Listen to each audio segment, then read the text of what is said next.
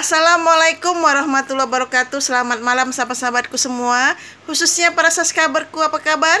Saya berharap semua subscriberku selalu dalam lindungan Allah Subhanahu wa taala, dimurahkan rezekinya, dipanjangkan umurnya, dan diberikan kesehatan baik lahir maupun batin. Amin amin ya robbal alamin. Dan untuk yang baru mengklik video saya ucapkan salam kenal. Nama saya Ibu Sarika. Mohon bantuannya untuk subscribe channel YouTube saya ya. Terima kasih banyak. Malam ini saya ingin membawakan sebuah kisah mistis yang cukup mengerikan. Cerita ini berasal dari seorang Bapak Tono, di mana Bapak Tono ini berprofesi sebagai pemandi jenazah di sebuah rumah sakit. Nah, Pak Tono ini sudah bekerja sekitar 25 tahun di rumah sakit tersebut. Dan Pak Tono ini adalah satu-satunya pengurus jenazah yang tempat duduknya itu berada di kamar jenazah.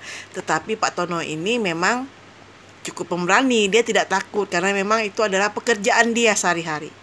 Sebenarnya saya sangat agak mengeri ya bercerita tentang cerita ini, tetapi saya coba membawakannya gitu. Nah, maaf ya kalau saya agak gugup karena memang saya baru saja mendengar cerita ini, jadi agak ketakutan gitu. Nah, ceritanya seperti ini. Pak Tono ini adalah seorang pemandi jenazah. Pada suatu hari di rumah sakit tersebut itu ada seorang pasien yang meninggal dunia karena kecelakaan. Nah, jadi Pak Tono lah yang mengurusi jenazahnya. Karena korban kecelakaan itu darah terus mengalir dari telinganya, dari hidungnya, dari mulutnya. Jadi Pak Tono ini bingung apa yang harus dilakukan, sedangkan dia sedang memandikan jenazah tersebut. Dan kebetulan jenazah itu adalah seorang muslim. Karena kebingungan, darah terus mengalir di celah-celah telinga, hidung, dan mulut. Akhirnya Pak Tono ini melakban jenazah itu dengan kapas. Setelah ditutupin dengan kapas, akhirnya Pak Tono melakban jenazah itu. Nah, ketika Pak Tono ingin melakban jenazah itu bergerak-gerak. Pak Tono jadi ketakutan karena kebetulan dia memandikan jenazah itu pada jam 3 pagi gitu kan. Nah, jenazah ini meninggal jam 1 karena 2 jam di rumah sakit. Jadi jam 3 pagi lah dimandikan Pak Tono ini. Dan Pak Tono memandikannya seorang diri karena kebetulan memang Pak Tono bertugas sendiri di rumah sakit tersebut gitu, di bagian pemandian jenazah. Nah, ketika Pak Tono selesai mengkanfani jenazah tersebut, itu pihak keluarga lama sekali datangnya. Jadi tidak datang-datang pihak keluarga itu.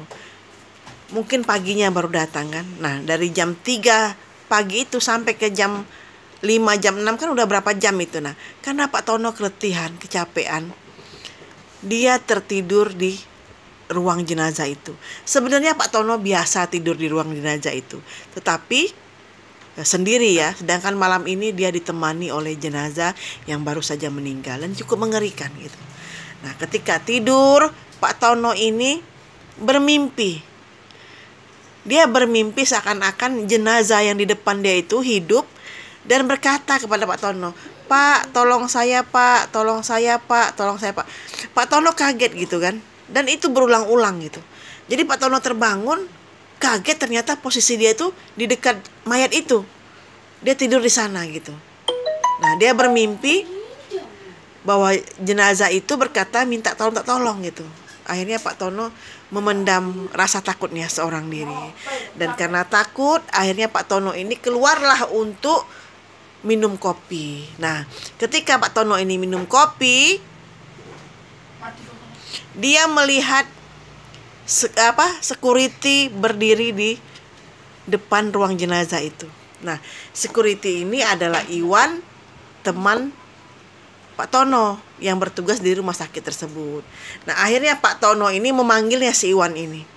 Iwan, kok kamu baru datang? Tadi kemana aja? Saya sendiri loh di kamar jenazah ini, kata gitu kan. Nah, si Pak Iwan ini yang security ini diam, saya tidak berkata apa-apa. Jadi Pak Tono ini bingung kok diam aja gitu kan. Nah, akhirnya Pak Tono akhirnya Pak Tono ke dapur untuk mengambil kopi gitu. Dan ketika dia di dapur, dia melihat Pak Tono ini lagi makan di dapur itu. Jadi kagetlah Pak Iwan tadi, maaf ya, Pak Iwan ini lagi makan di dapur tersebut. Jadi Pak Tono kaget dan bertanya, "Iwan, kamu kok dari sana ke sini kok cepat sekali gitu kan? Tadi saya lihat kamu di depan ruang jenazah, kenapa kok sekarang kamu ada di sini?" Jadi si Iwan ini berkata, "Saya dari tadi di sini kok," kata dia, "saya lagi makan," kata gitu kan. Nah kagetlah Pak Tono ini. Jadi siapakah yang security berdiri di depan kamar jenazah itu? Itu kejadian malam itu gitu kan. Nah akhirnya paginya dibawalah jenazah korban kecelakaan itu ke rumah oleh pihak keluarga. Itu cerita yang pertama dari Pak Tono. Cerita yang kedua dari Pak Tono pernah memandikan jenazah non muslim. Habis itu dia harus memasangkan jas ya, kebetulan laki-laki, sepatu dan sarung tangan. Nah kejadian mistis yang kedua Pak Tono ini, ketika dia menyarungkan sarung tangan ke jenazah itu, kan tangannya keras, kaku gitu kan, tidak bisa digerakkan. Jadi susah untuk memasangnya. Akhirnya Pak Tono berkata seperti ini, "Saya hanya ingin membuat kamu tampil sempurna. Tolonglah jangan dikeras-keraskan tangannya atau apa gitu kan." Nah, keanehan terjadi. Lengan dari mayat itu melembut gitu, tidak tegang gitu kan. Akhirnya Pak Tono pelan-pelan memasukkanlah sarung tangan ke jari-jari jenazah itu. Dan karena jenazah itu sudah tidak kaku lagi, Pak Tono mengangkatlah tangan jenazah itu ke depan wajahnya untuk dimasukkan sarung tangan. Dan alangkah kagetnya Pak Tono ketika dia merasakan tangan itu menampar wajahnya. Jadi Pak Tono kaget gitu, hampir mau pingsan dia gitu. Sampai dilepaskannya itu sarung tangan yang udah tertempel di tangan mayat itu, dilepaskannya.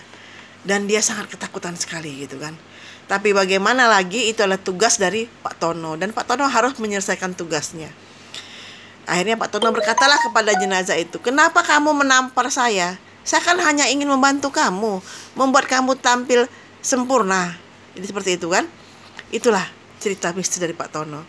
Dan sekarang Pak Tono sekarang udah berumur sekitar 50-an dan dia udah pensiun dari rumah sakit itu gitu kan. Dan kalau masalah kejadian-kejadian mistis itu, Pak Tono banyak sekali mengalami kejadian-kejadian mistis.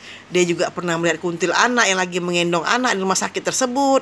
Dia juga melihat ada bayangan berkelebat mengejar pas dia mau berjalan di tengah malam. Jadi itulah cerita dari Pak Tono. Dan cerita-cerita mistis itu adalah benar dialami oleh Pak Tono. Dan saya menceritakannya malam ini, saya sangat merinding juga karena cerita memang betul-betul ngeri. Jadi seperti itu. Itulah cerita mistis dari saya malam ini. Terima kasih. Assalamualaikum warahmatullahi wabarakatuh.